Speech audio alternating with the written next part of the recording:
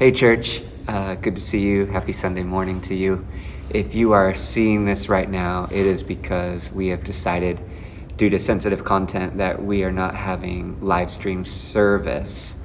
So because you came on and you were looking for something, we do want to give you the first premiere to our video podcasting season 2, episode 1. It's going to be a conversation on mission. Especially as our church is about ready to send out 52 to Mexico, we thought what a timely conversation to have, why we love mission so much. And so it's going to be me, along with Nick and Rees. You guys know them well, but if you don't, they are the youth and the worship minister here at the church on staff with us. And we just have a real open and raw conversation. We hope you like it. Anyway, it's starting now.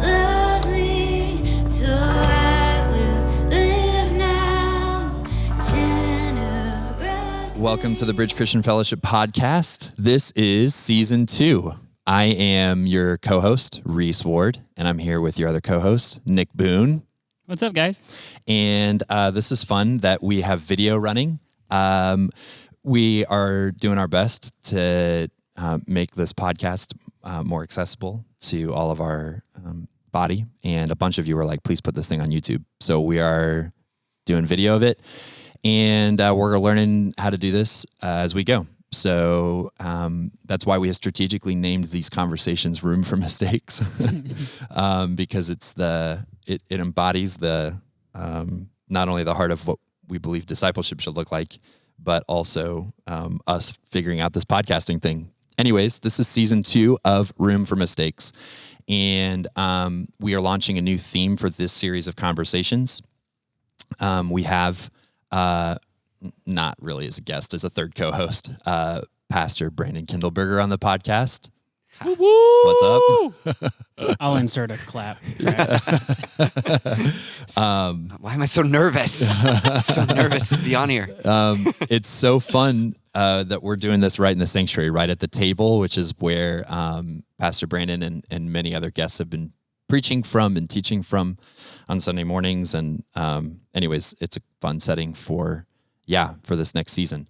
So the last season was an intro season talking about discipleship and what does authentic discipleship look like. We were in Hebrews chapter 10 and 10:23 through 25 is like our anchor verses for that season. And so as we're examining missions as the theme of this season, it's going to be missions and discipleship. Why is discipleship an essential aspect of being on mission with Jesus, going on mission?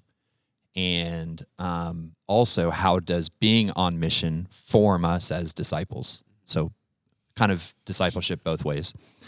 And so anyways, as we've been in going through the Word as a church together, 2 Corinthians has been where we've been like for the last many months, I think right after Easter. So since April, we've been in 2 Corinthians. Is that right?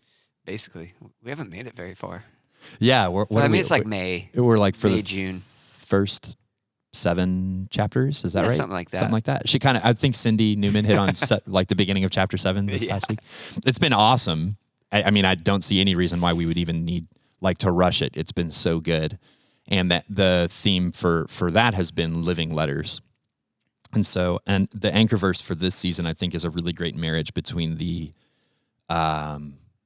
theme of what we're going to talk about in missions over the next many weeks on the podcast and where we've been in the Word as a church together. It's Isaiah 52, verse 7. I'm in the ESV that says, "How beautiful upon the mountains are the feet of him who brings good news, who publishes peace, who brings good news of happiness, who publishes salvation, and who says to Zion, your God reigns."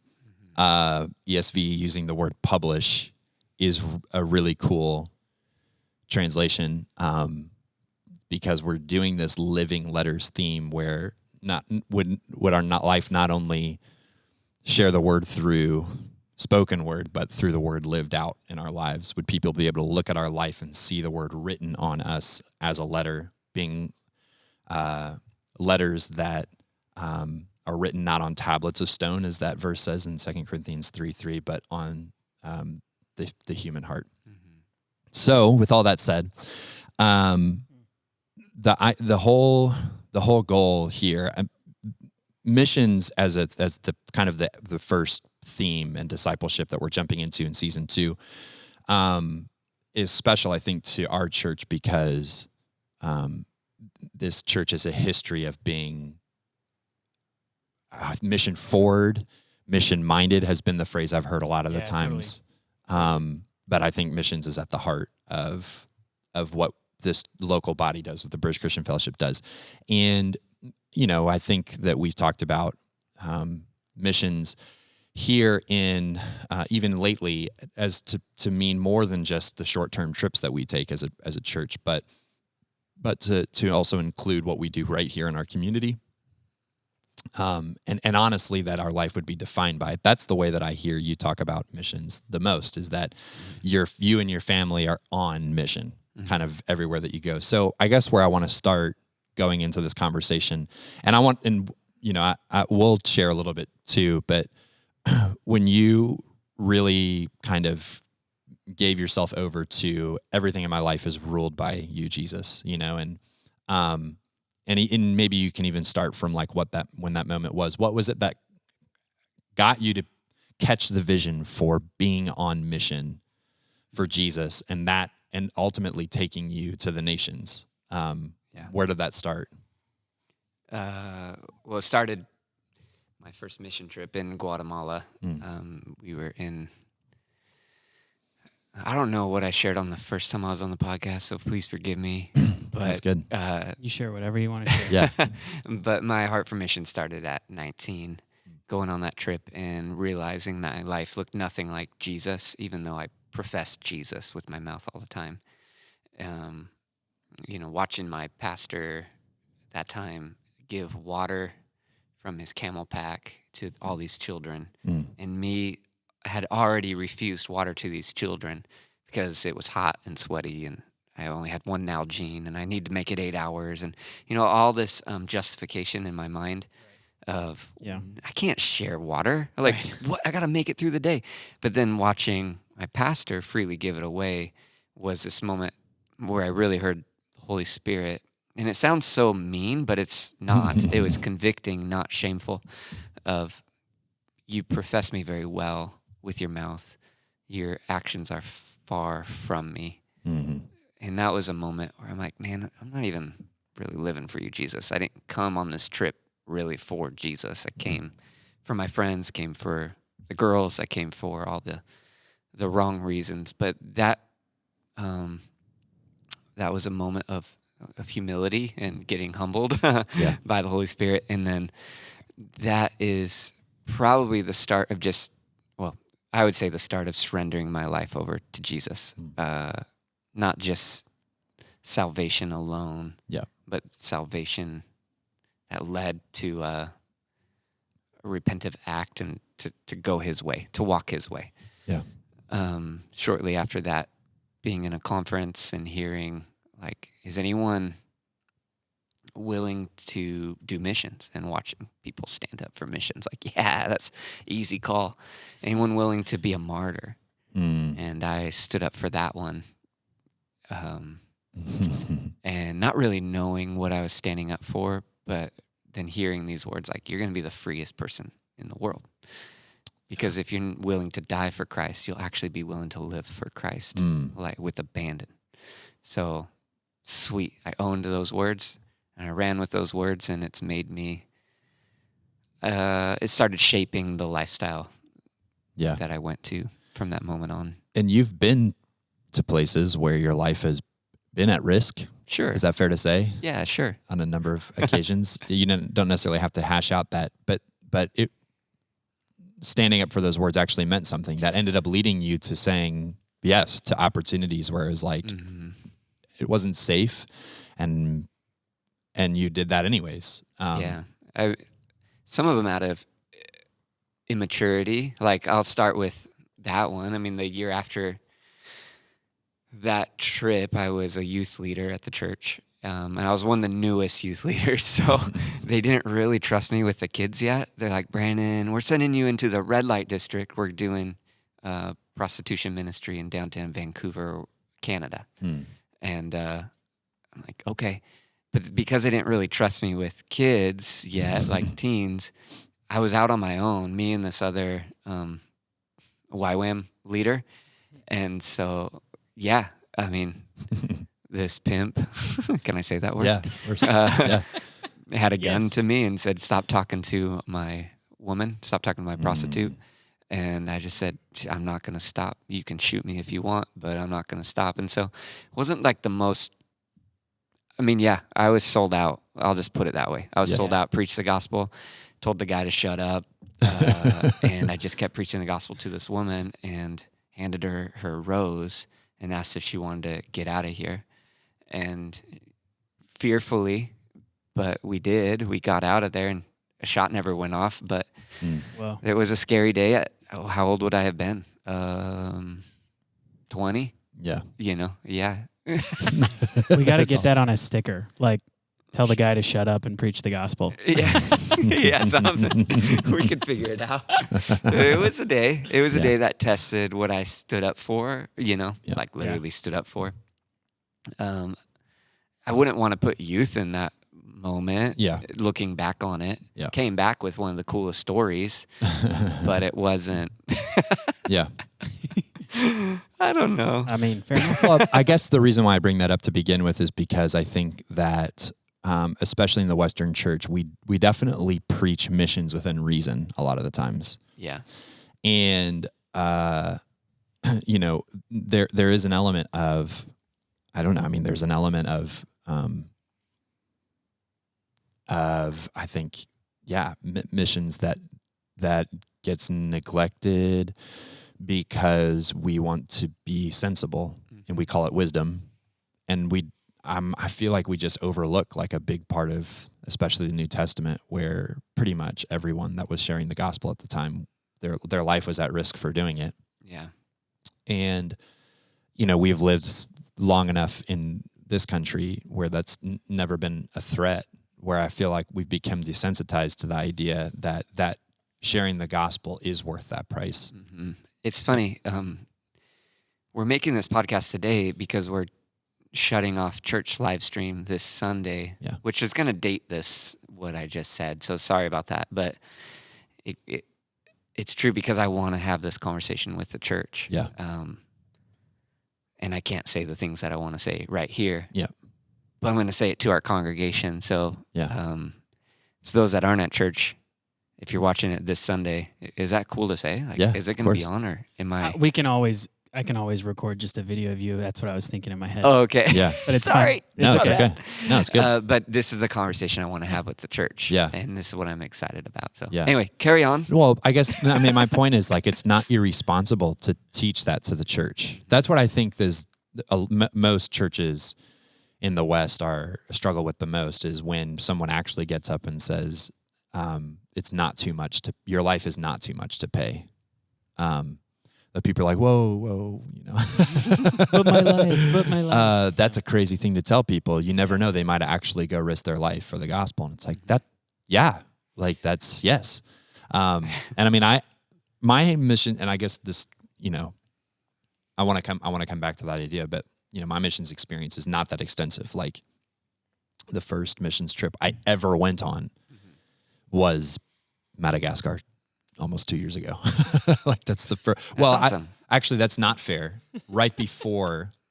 That's not fair, because right before I did do a trip to West Virginia with our youth that summer, I got out of order which trip came first. So my first missions trips took place that year in 2023. Summer of 2023, I went to West Virginia with our youth to go work in some of the poorest neighborhoods, and we went together to that trip, and it was incredible, and worked in some of the poorest neighborhoods in the United States, which is great, up in the mountains of West Virginia, and then to Madagascar that October. And and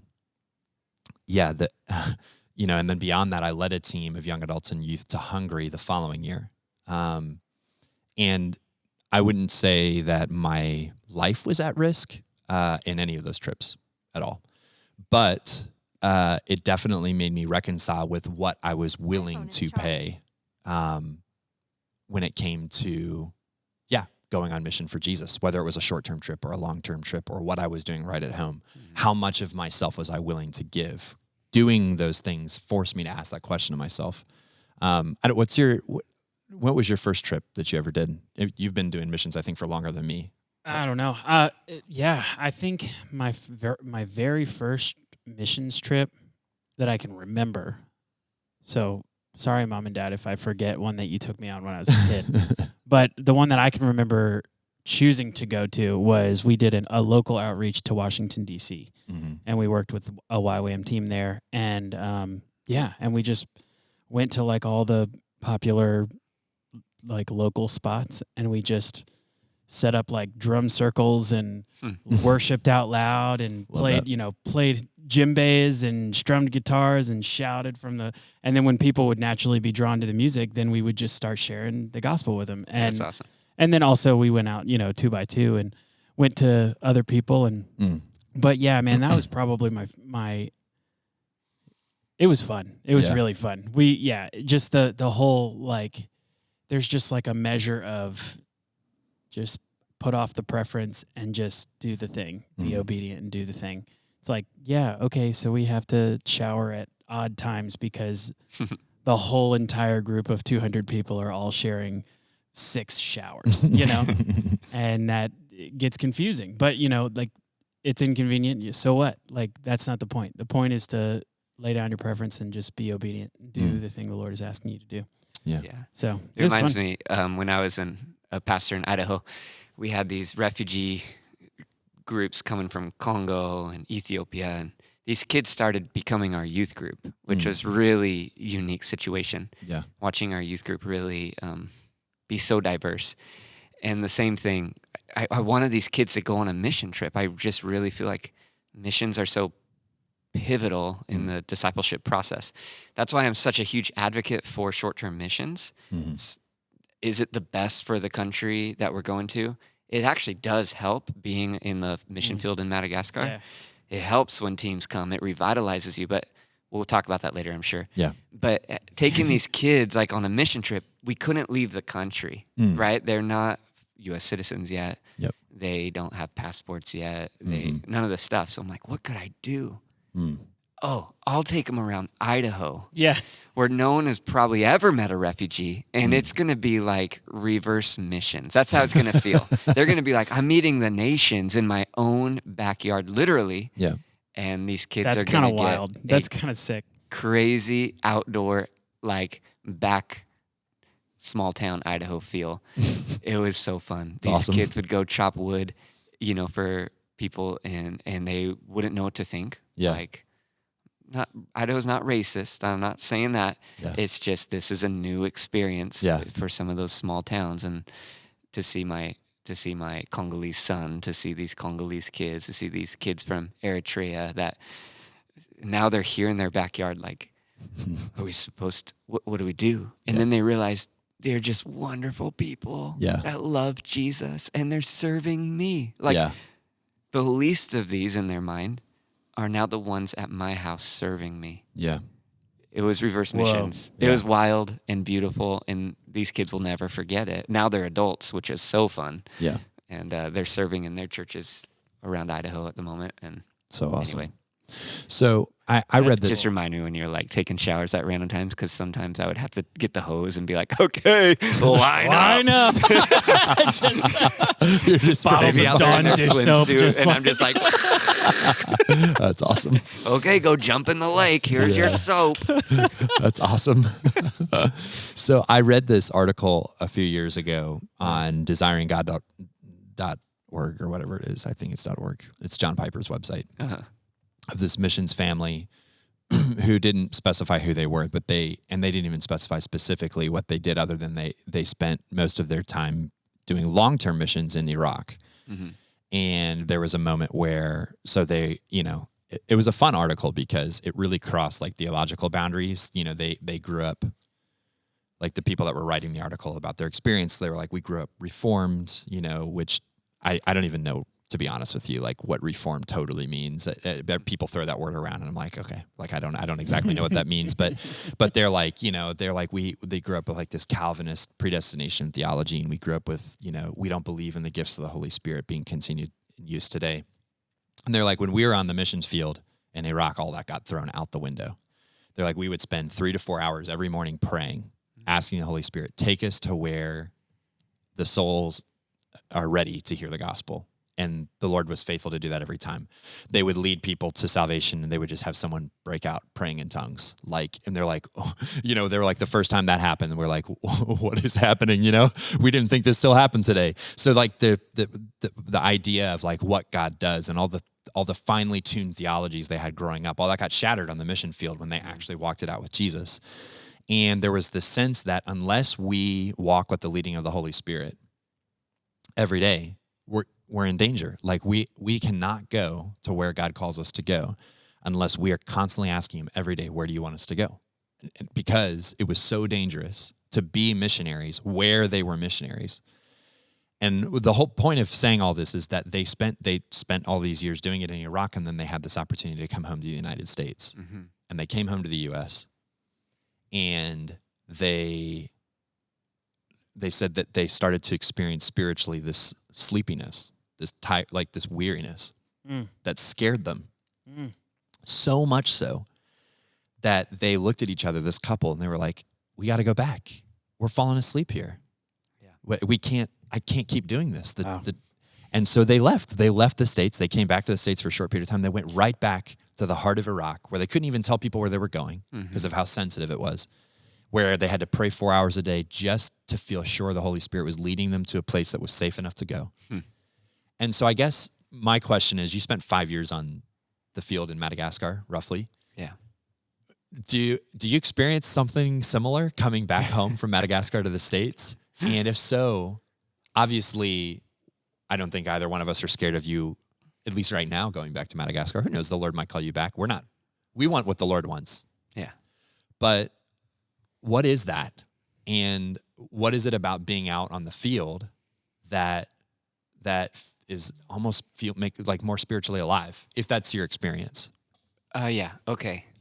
Well, let's just say I didn't end up in this church, and I didn't end up a pastor in this church, and I didn't end up getting to lead a congregation and call them out the way I feel like I'm called to call them out. You know? Yeah. I mean, you guys were there last night at a leadership rally, and I dared the church to go to some pretty crazy places. Yeah. And I just said, I dare you. And I'll figure out how to fund it if you do. Yeah. Like, I'll figure it out. And if I didn't end up in this place right here with a congregation that was like feeling like they want to go. I mean, 52 going to Mexico. Yeah. That's awesome. crazy. Yeah. So I see that there's a heartbeat here and an aliveness here.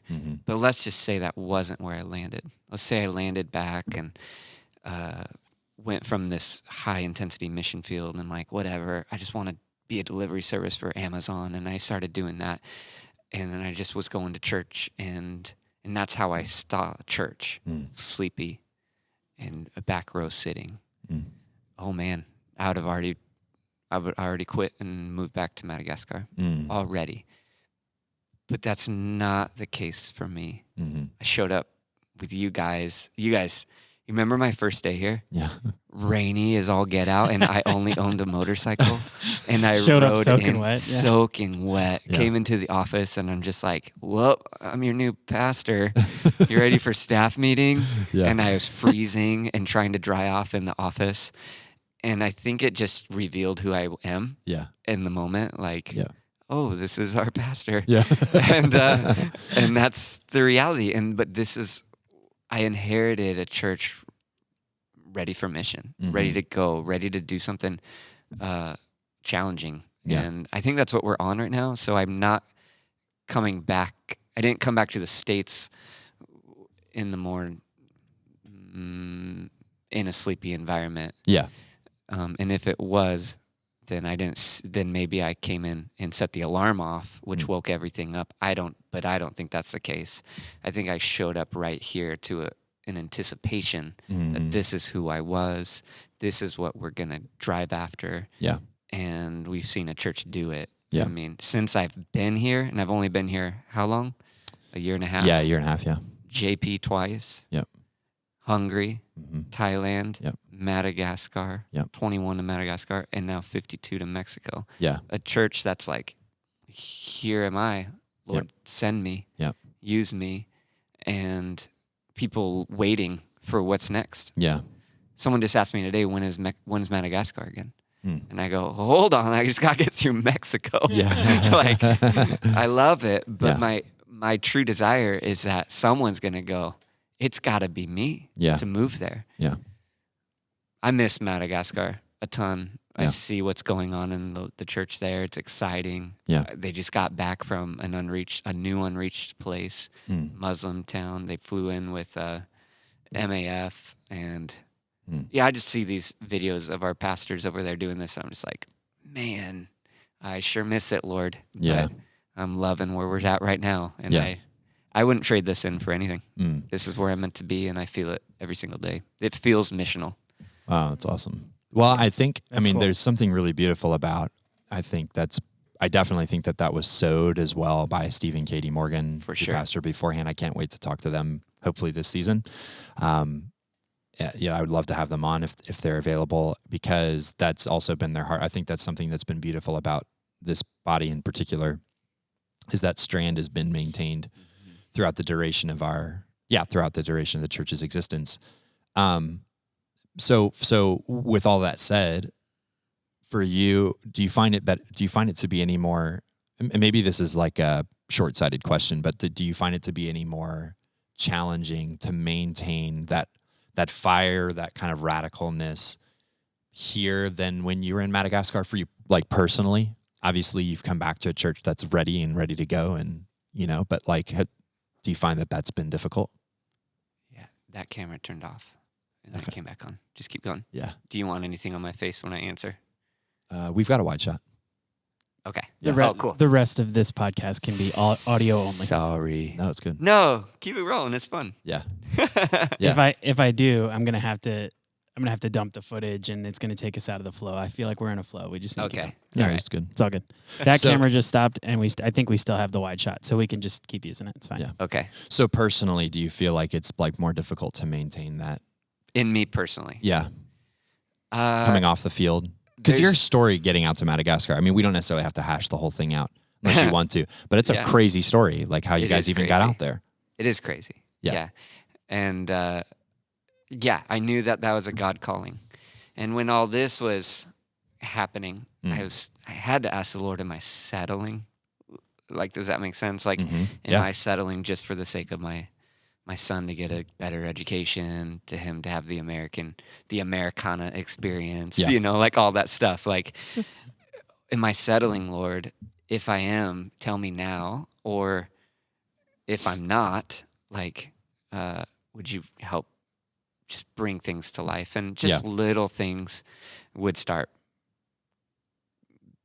making sense. Mhm. So there are days I lay in bed and go, man, like I wake up and I think I'm in Madagascar. I think that happened last night, actually, 2 nights ago, laying in bed. And I thought I was literally in my bed in Madagascar. And I rolled up and I was looking around like, why does it feel different? Like, why am I disoriented? And then I realized, I'm in Chesapeake. Yeah. What a bummer, What bro. is happening? Like, where am I? Yeah. What a massive L if you feel like you're in Madagascar. No, I'm just kidding. That's It funny. was this unique feeling. Like, I thought I was back there, and then I was here, and then I have tattoos all over me, and sometimes I look at my arm and I remind myself. Those what are I live real? For. They're real. Oh. I look down. I'm like, here am I, Lord. Send me. Okay. Yep. Okay. Like, I surrender. This is where I'm at. And then we hit the mission field again, which makes me, I don't know. I wonder if it makes me hard to be around because I'm like, let's go. Like, we got to do this. We got to do that. I got a crazy idea and this and that. Like, I don't know. Maybe people get weirded out by it, or maybe they're just intrigued to see what comes next. I don't know. But it's just who I am, and it's how I'm now wired. Yeah. And I can't stop talking about it, like poor Caroline. She, she hears all my ideas like, oh, maybe we'll do like 4 mission trips next year, or maybe we'll do local missions next year, or maybe we'll do this. And she's just like, well, just let me know, and I don't even know how I'm answering this, but I am content with where we are, and I don't feel a sleepiness here. At all. It was funny. I think people say it's hard to reach people in America, and that's actually that's not what I'm feeling. I think people are people, and It's good. depending on if you treat them as people or as a project or as a whatever, they figure it out pretty quick. Yeah. If I'm just out there to evangelize for the sake of see God, I'm evangelizing. People know real quick if they just see that I really love them as a neighbor. Then to love them would be to speak Christ, because I don't know what else to share if he's my passion. So if they're going to share their passion of dogs or sports or whatever, and then I can in turn get to talk about my passion, I hope that's honoring to them, because I don't have anything else more worthy to talk about than Christ. And that's why I think it's received by me. Because I don't really know what else to talk about. What do you do for a living? I'm a pastor. Oh, what's that like? And it's an automatic. I build things without materials. It's more like spiritual, and it's fun. And then they share their stories, and I get to share my stories, and Jesus is always in the mix of it. It's that, or I talk about judo, and that's about all or of course my family. But even in the conversation of my family, always seems to lead to Christ. Conversation of where I used to live last. Oh, I used to live in Africa. Oh, what were you doing there? I mean, pretty fun conversations. I feel like I feel like I've had this burden, and I just literally just talked to Rachel about it, and my wife, and I was like, I feel like I just hate small talk.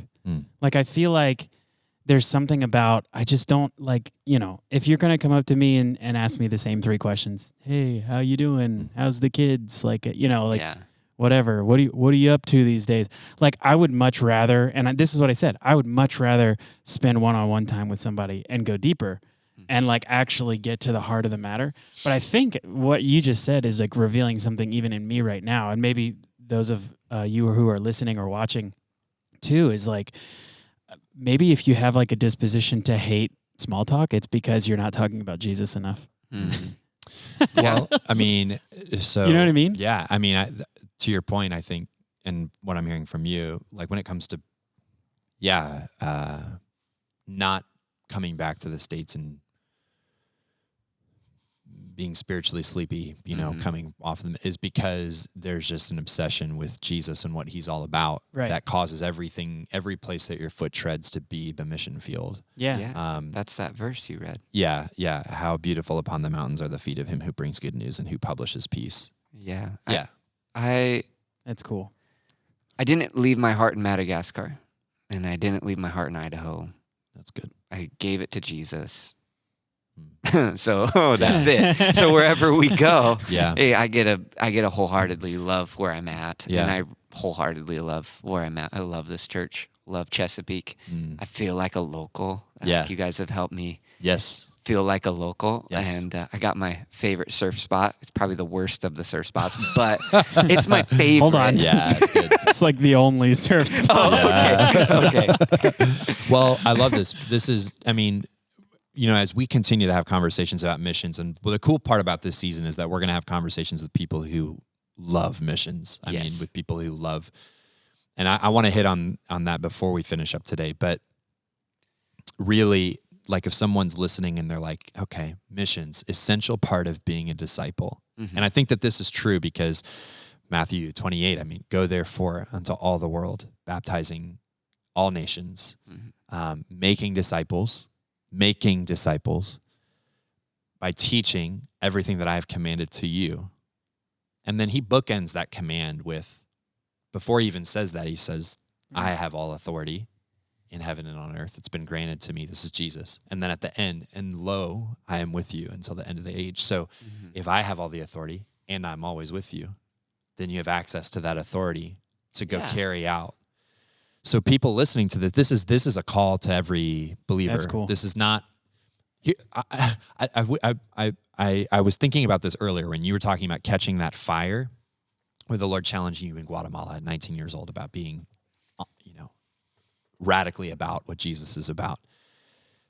I wonder if and by the way, this is not I know you'll hear this from me, that this is not a questioning of your calling to be a leader or anything like that.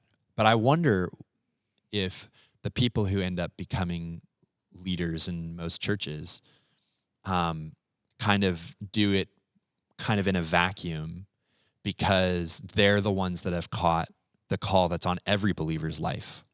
And a lot of the leaders in our churches are not like particularly radical. They're just surrendered, and they fill the vacuum of leadership that's needed, because not every believer has caught the idea that the radical call to mission that's in Matthew 28 is for everyone. I'm not saying that that those people don't belong in leadership. That's not. It's more that we have a lot more people. Everyone is called to lead, and some will be pastors, and some will be prophets, and some will be evangelists, and some will serve in this area and serve in this area. But everyone is called to this radical call. Everyone is called to it, but very few, I think, catch that vision. And that's, I think, something that we're hoping is like, to catch that vision is not for you to like manufacture a love for missions as much as it's just to be obsessed with Jesus. Really, like that's kind of what I'm hearing from you, is like, it's just to be obsessed with Jesus. Like wherever your feet happen to be, wherever you happen to live, wherever you happen to go and travel or whatever, if you're obsessed with Jesus, then the mission will come naturally. And that's, I think, maybe the thing that is a I wouldn't say a particular struggle with America, but man, the success that this nation has been able to enjoy, I think, has really given us the opportunity to be obsessed with a lot of inferior stuff. And that's why I like 2 Corinthians. Yeah. I mean, I feel like, and it's just my takeaway, Paul was calling out the Corinthian church because they professionalized church. And because of that, he's now talking to all of them. Don't you remember, guys? Like, you're all meant to be a living letter. You're all meant to be fragrance.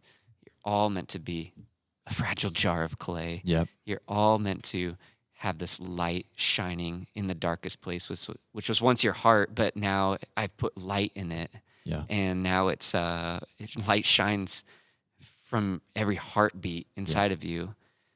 Yesterday, well, and even in February, I said to the church, I want this house, the church, our building, to become a printing press. So I love that the word is published. Yeah, it's so good. To be a post office. Like, wouldn't it be amazing if our living letters were timely, like on time? Like maybe this person has been sitting around for 40 years and wondering, God, when are you ever going to use me? But the timeliness of that 40-year-old story is going to be exact for that neighbor. Yeah. I mean, I challenged at this leadership rally. So if you're like, I didn't hear Pastor preach that, you had to be at the leadership rally. Yeah. But this idea of like, what if you didn't focus on the 8 billion, you just focused on 1 this year and 1 next year, and for 5 years, we could finish this if every believer took the call seriously. Yep. A few weeks ago in church, I asked the church, oh, don't you just love the Great Commission? And they're like, yeah. And I'm like, do you really? You're like, what is it? And they're like, do you really love it? And then I asked the hardest thing. When was the last time you discipled somebody? And it's not that I'm trying to be rude or convicting or shaming or anything like that. It is just, again, the proper challenge to the people of God to live out the mission of God. Like, it's for all of us. The last thing I asked us was, could we be that delivery service more timely than Amazon? Could we be a bridge? Yeah. And what I'm trying to challenge in this moment is like, could we be treaded on? Mm-hmm. So if we could say, tread on me, I will be a bridge to Christ. Yep. That's basically like saying, for better or for worse, Yep. till death do I part. Yep. It's like wedding vows to Jesus, and aren't we meant to be his bride anyway? Mm-hmm. That we're saying these things like, life ends in death. Yep. It's gonna be, that's inevitable. Mm-hmm. So if I'm gonna die for anything, Yep. wouldn't it be best to die for what I live for? Yes. That's good. Now, I know that I don't want to get in a conversation of death and anything like that. That's not, or sickness or whatever. That's not what I'm talking about. Yeah. I'm just talking about, like, if I could choose it, I want to die for what I live for, which means I better live for what I'm willing to die for. Mm-hmm. It's good. So it's not even about the death. Yeah. It's about the life. Yep. Because every single day I get life. Yeah. Every single day I get to wake up. Yep. And I want to live for what I'm willing to die for. Mm. And then when I'm willing to die for Jesus. Yep. I'm willing to die for my family, of Yep. course. And I'm not trying to darken the mood. I'm just saying, like, I'm truly free. Mm. Not to do what I want, Yeah. but to do what his will is. Yeah. And It's good. that's radical in my mind. Or it's actually normal. But we've turned it to a word radical. Yes. Yeah. Yeah. I think that's the heart of it. I think getting believers to understand that the call that Jesus has for every follower is actually not radical, even though we have been kind of conditioned to think of this call as radical. It's actually it's supposed to be the kingdom status quo. Mm-hmm. It's the eternal norm, if you will. That's a flipping of things on its head. To live that sacrificially, to look at everyone around you who doesn't know the Lord yet and be like, you can use me to get to Jesus, and you don't have to owe me anything. Mm-hmm. You can use me at my expense to get to Jesus. I'll pay. I thought about. We just went through the book of Philemon in youth group. Yeah. And Philemon, being a wealthy Roman citizen that Paul is writing the letter to, had a slave, Onesimus, that ran away and then went to Paul in Rome. And so Paul writes this letter basically telling Philemon, hey, welcome. Onesimus gives his life to Jesus. Paul leads him to the Lord. Paul's like, I'm going to send Onesimus back to you, but receive him back as a brother, not as a slave anymore. In the kingdom, he is one of us, as a brother. And he says, he's a child to me. He says he's a child to me. Which means, like, I've adopted him. So Yes. if you want to put my child back in slavery, like, Yeah. you can, but I'm asking if you would make him a brother. And he says to him, It's like wild. And he says to him, and this is what blows me away. This is like, I asked the youth, would we be willing to do this with people? He says to him, if he's ever wronged you or stolen from you, tell me what you are owed and I will repay it. Mm-hmm. Which is Paul, clear as day, but it's Paul going, I will do for him what Christ has done for me. Mm-hmm. I will pay whatever needs to be paid. Paul's not saying he can pay for his sins. That Jesus already did that for him. Right. But whatever debts, whatever things he was at, whatever wrongs, whatever it was, whatever price had to be paid, physically, emotionally, mentally, Paul was like, I'm going to pay it for him, because that's all been done for me by Jesus. And the other people, by Ananias, Right. who, and I think of Ananias when Paul was blinded on the road to Damascus and then brought into his home. Ananias paid the price of bringing in the killer of Christians to his home, hosting the killer of Christians in his home. That's a price. That's sacrifice. That's getting walked on as a bridge to Jesus. Mm-hmm. And so that's a crazy thing to think about, but that's what he calls all of us to. And wow. Yeah, that's really good. The last thing, and then we can wrap up. I've heard you say this before, and I know I'm not trying to like pin you into some kind of theological position, but I've loved it in Matthew 24 where Jesus says, he talks about his return. I'm just going to paraphrase, but in Matthew 24, he talks about his return, and he says, once every nation has been reached, then the Son of Man will return. Mm-hmm. And I've heard you before say, so it sounds like we have a role to play in Jesus's return. Like, Yeah. could the church have potentially expedited Christ's return if we had been more faithful to the mission? That's why I think it gets so important that mission is at home, but it is to the nations. Yeah. Because we don't live in an unreached nation. We live in a very reached nation. Are there people in this nation that don't know Jesus? Yeah, that's why we continue the mission in this nation. Mm-hmm. But there are unreached nations that need to be reached. So why is it important that the church catches the vision for the unreached nations, for the global church? Yeah. That's a big question. But in your mind, like, why has that been something you've been so passionate about, getting to the places where Jesus has not been preached yet? Yeah.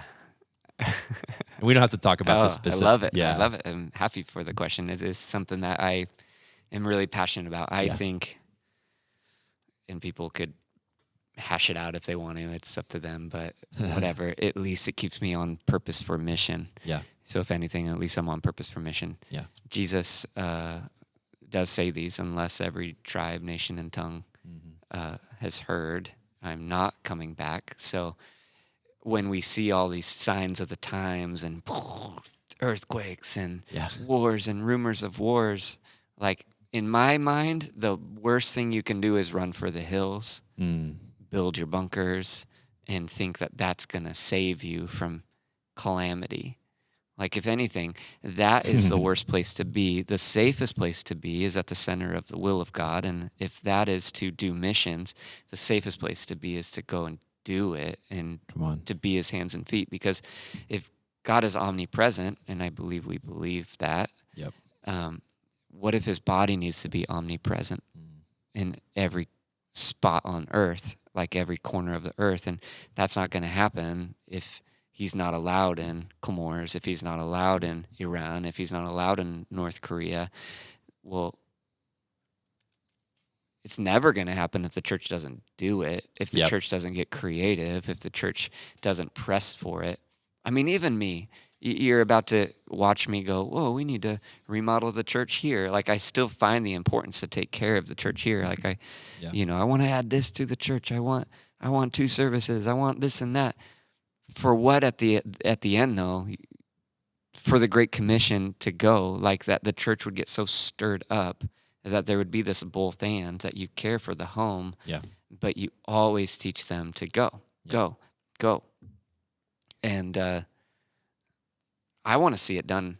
I want to see it done in our lifetime. And if it's not, at least we're not going backwards. Yeah. Did you know that statistics are showing that we're going backwards? Yeah. More people are being born than people are receiving the gospel. Yeah. So this is like one of the first years it's going backwards because of population growth in unreached areas, population growth in countries that is not hearing the gospel. So I think I heard that right. So you should do your own research on that. Yeah. However, I didn't even know that was a statistic. Yeah. Like, statistics are wild these days. And that's one of them. Yeah, that's cool. So my thought is, this is what I'm called to, not just called to do, like, this is the job I have as a pastor. We always think it's about just taking care of the local flock. Well, really, I'm just going to keep calling out the local flock because, oh man, you catch me in these moments and then I say things kind of harshly. But I feel like I spend a lot of my time helping people and coming out of these little moments that kind of are selfish, or helping them navigate that or pray over these things. Yeah. But the remedy is to get the focus off of you and to put it on someone else. Yeah.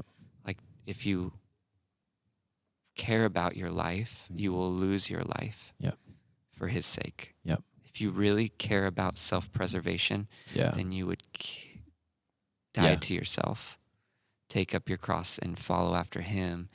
And the way that you've always wished to be loved or wish you had certain things, you would actually desire that for your neighbor. Yeah. Yeah. My puppy died, as you guys know. My dog died, and it was really a sad moment, and it's been sad for my family. And we miss our dog. And sometimes I get on this little rant with God, like, God, why can't I just have a puppy? Why can't I just have the finer things in life? Like, I'm serving you. I went to Madagascar for you. I moved to another city for you. Like, I. And then I heard the Lord say, yeah, Brandon, some people need those comforts. Let them have it. But you got me. That's good. You have me. You have the greatest comfort Yeah. living inside of you. Come on. And I take a deep breath and I go, okay, but I still miss my puppy. Yeah. Like, of course. And, but Oreos, I used to call my comfort food. Yeah. Jesus is my comfort food. Yeah, that's good. I'm not trying to sound holier than thou, and I'm not Are trying you to sound saying that because anything. Communion Sunday is this Sunday? Yeah, that's your- right. Well, I mean, to your point, I remember. That's a good point. If this is too vulnerable, I just remember when I went to the field to Madagascar to visit you guys, and we all went to Paradisa Kelly, the little paradise, the village that had been on the East Coast. We were up late. We'd done worship and teaching, and we're hanging out with the members of the village, and then most people went to sleep, and we were up playing games. And there was a moment, I think, where I was up playing games with some of the guys that were on the trip, but you had gone off to bed earlier than maybe I think you even wanted to. I don't even know if you remember this. Probably not. And you came back the next morning. This stuck with me. So again, I know this is you not saying this is holier than thou, but I'm just testifying to the fruit of, like, I think that when you say that Jesus, you're your comfort food, I remember you saying, sorry guys, I went to bed early last night. I honestly got really stressed out and anxious. I started having all these thoughts flooding about moving back to the States and taking over a church, and I got overwhelmed, and I just needed to go spend some time with the Lord. So I was just going, and I just went and read Jeremiah for a little bit, but until I fell asleep. And I was like, I just remember personally being like, that is not my default when I get stressed out, but it didn't make me feel condemned. I was so encouraged by, man, I want that. I want my default to be that I go eat up the word when I'm in these moments of stress, when I'm in these moments of anxiety. I want that. I want the word to be that sufficient for me. I want Jesus to be that sufficient for me. And, I don't think there's any greater medicine for sin than mission. Yeah. Like it's what I've started to realize is the most freeing thing. There's nothing that's been more freeing for me in my life from all of the temptations of the world, from all of the desires of the flesh than mission, than not focusing on how to beat it. All of these strategies and seminars, and I'm not against any of those things, but when we start to get our eyes off of ourselves and onto other people is when we lose our appetite for what serves our flesh. And I haven't even started to realize that until really recently, until the last few years, where I'm like, I live in and walk on the most freedom when I am just concerned about the will of God and where that should put me. And so anyways, it's really good. I would encourage anybody who's in our body feeling like they're not qualified to be on mission for Jesus. You're right. You're not, and neither are we. The three of us at this table alone are not qualified. But with Jesus, we are qualified, and he qualifies us to go do the work he's called us to do. And so I do think that we need to have breakthrough moments of repentance, that if there are things that are hidden in the dark in our life, they need to come out and come open. God has called us to be people who live in the light. It's going to be difficult to share light if we don't live in it. Yeah. But man, let's have those moments and then move into mission. Let's not have those moments and then sit idly. Idle hands are the things that Proverbs warns about over and over for a reason. I'm starting to see more why and why. It's when we have these moments of breakthrough and then we're idle again. that we're just right back to the thing we were struggling with. Yep. When the reality is that this active, frenetic life with the Holy Spirit, it makes sense to me why Paul opens every letter with grace and peace to the church. He doesn't say those things as like a nice salutation. Grace and peace, guys, what's up? It's grace, the power. Could you imagine if Paul was just like, I can now. Yeah. Just because of that. Right? Like, so grace, the power to do what God has called you to do, and peace, the comfort of God to get you through what he's called you to do. All the things that you would need. He says it to the church at every letter that he's written, grace and peace for a reason, because Jesus has everything that we need to do what he's called us to do. Yeah, it's good. Yeah. I just think about when we sit in our staff meetings, and sometimes we look at each other and we look at the list of things we have to do sometimes, and I'm like, are we okay? Nick, you ready to roll, buddy?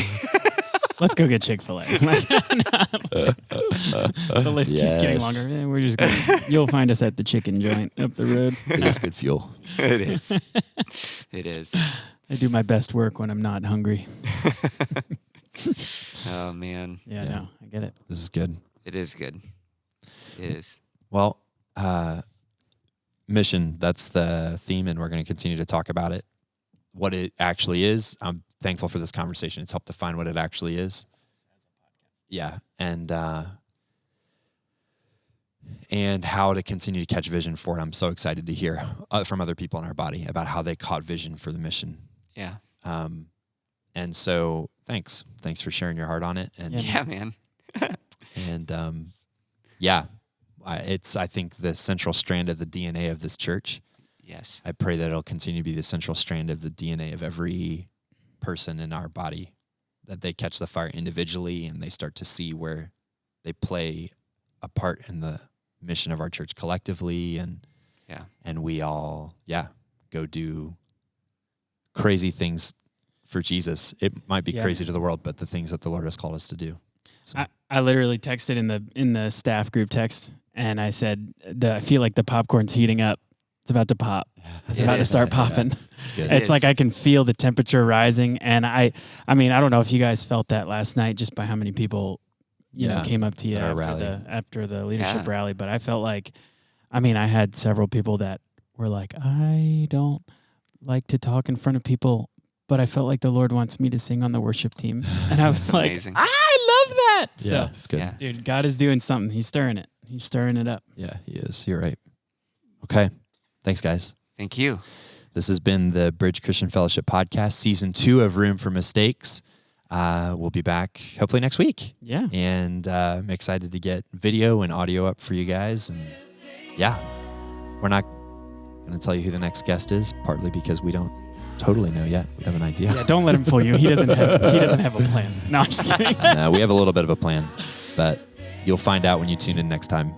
Peace out. Thanks, guys.